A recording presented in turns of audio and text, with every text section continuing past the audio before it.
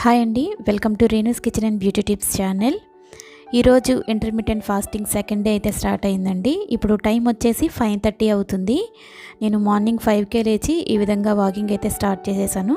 మా బాల్కనీలోనే 1 అవర్ వరకు వాకింగ్ చేసుకున్నాను. ఖచ్చితంగా ఈ ఇంటర్మిటెంట్ ఫాస్టింగ్లో 1 అవర్ వ్యాయామం అనేది ఖచ్చితంగా ఉండాలండి. అప్పుడే మనకి మంచి రిజల్ట్ అనేది ఉంటుంది. మీరు కొత్తగా చేస్తున్నట్లయితే ఫస్ట్ అరగంటతో స్టార్ట్ చేసి అలా వాకింగ్ టైం అనేది పెంచుకుంటే సరిపోతుందండి. ఒకేసారి 1 అవర్ చేయలేకపోతే. ఆ తర్వాత నేను వాకింగ్ అనేది కంప్లీట్ చేసేసిన తర్వాత 1 లీటర్ వరకు వాటర్ అయితే తాగేసానండి. మన బాడీ వెయిట్ని బట్టి, అంటే మనం 20 కేజీస్కి 1 లీటర్ చెప్పిన మన బాడీ వెయిట్ని బట్టి వాటర్ అయితే తీసుకోవాలండి.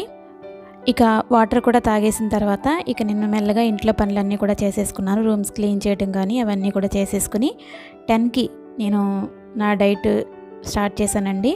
నిన్న నైట్ 6 నుంచి ఇప్పుడు 10 వరకు కూడా ఏం తీసుకోలేదు కాబట్టి ఫస్ట్ మనం డీటాక్స్ వాటర్ తోటే ఈ విధంగా మనం ఫాస్టింగ్ని బ్రేక్ చేస్తాం కాబట్టి నేను ఫస్ట్ అయితే లెమన్ హనీ వాటర్ తీసుకుంటున్నాను.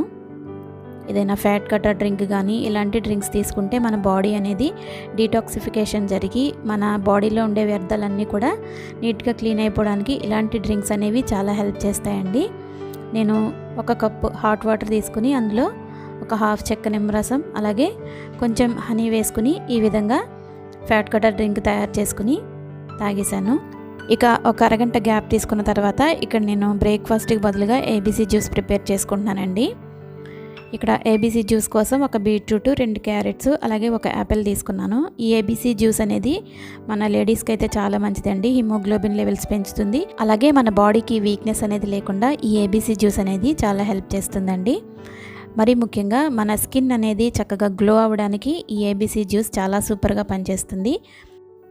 ప్రతిరోజు కనుక ఈ ఏబీసీ జ్యూస్ క్రమం తప్పకుండా తీసుకున్నట్లయితే ఎవరి స్కిన్ అయినా కూడా చాలా బ్రైట్గా మెరుస్తూ చాలా హెల్తీగా కనిపిస్తుంది.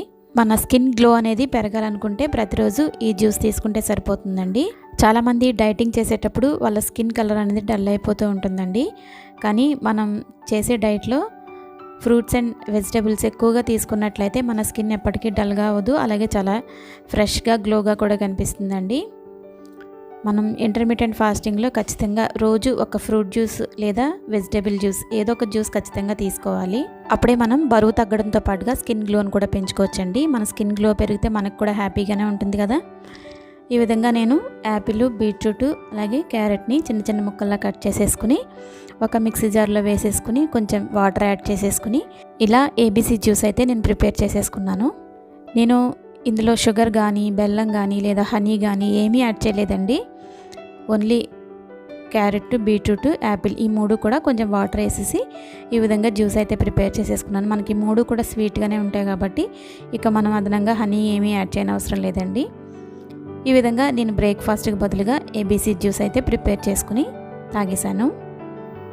ఇక లంచ్ విషయానికి వస్తే 1:30 ఆ టైంకి ఈ విధంగా మల్టీగ్రెయిన్ గోధుమ పిండితో తయారు చేసిన 2 చపాతీ అలాగే ఆలు టొమాటో కర్రీ, 1 కప్ కర్రీ తీసుకున్నాను. మనకి ఇంట్లో ఏ కర్రీ చేసుకుంటే ఆ కర్రీతో చక్కగా మనం లంచ్ అనేది చేసేయచ్చండి. మన కోసం మళ్ళీ స్పెషల్గా కర్రీస్ ఏం ప్రిపేర్ చేసుకునే అవసరం లేదు. కానీ మనం కర్రీ క్వాంటిటీ అనేది కొంచెం ఎక్కువే తీసుకోవాలి. అందుకే కర్రీలో కొంచెం సాల్ట్ అనేది తక్కువ యాడ్ చేసుకోవాలి, ఎక్కువ కర్రీ తీసుకుంటాం కాబట్టి. ఇక ఈవినింగ్ 4:30 ఆ టైంకి ఈ విధంగా నేను 8 బాదాం తీసుకున్నాను. మనం ఈ డైట్లో రైస్ అనేది కంప్లీట్గా మానేసాం కాబట్టి మనకి నీరసం అనేది రాకుండా తక్షణ శక్తినివ్వడానికి, అలాగే మనకి హెయిర్ లాస్ కానీ లేదా స్కిన్ డల్ అవ్వడం కానీ ఇలాంటి సైడ్ ఎఫెక్ట్స్ ఏమీ రాకుండా ఈ బాదాంని తీసుకుంటే మనకి చాలా హెల్ప్ అవుతుందండి. ఇక నైట్ డిన్నర్ విషయానికి వస్తే నేను 5:45 ఆ టైంకే ఈ విధంగా చనా చాట్ని ప్రిపేర్ చేసుకుంటున్నాను. ఎందుకంటే మనం 6 కల్లా డిన్నర్ అనేది కంప్లీట్ అయిపోవాలి. మళ్ళీ నెక్స్ట్ డే 10 వరకు కూడా మనం వాటర్ తప్ప ఇంకేమీ తీసుకోకూడదు కాబట్టి ఈ విధంగా నేను 5:45కి ప్రిపేర్ చేసుకుంటున్నాను.